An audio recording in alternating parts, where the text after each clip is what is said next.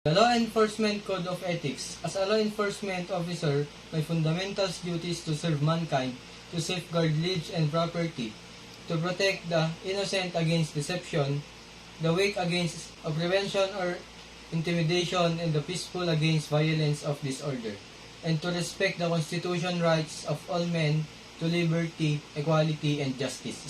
I will keep my private life unsullied as an example to all, maintain courage, calm in the face of danger, scorn, or ridicule, develop self-restraint, and be constantly mindful of the welfare of others.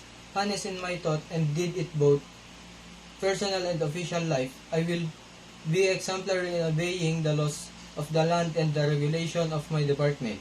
Whatever I see or hear of a confident nature or that is confided to me in my official capacity will be kept ever secret unless revelation is necessary in the performance of my duty.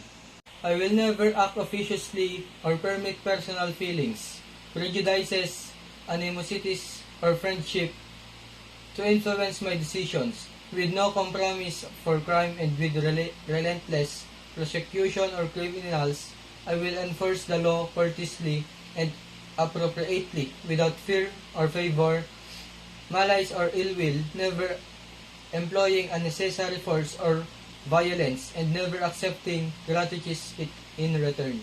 I recognize the badge of my office as a symbol of public faith, and I accept it as a public trust to be held so long I am true to the ethics of police service. I will never engage in the act of corruption or bribery, nor will I condone such as act by other police officers. I will cooperate with all legally authorized agencies and their representatives in the pursuit of justice.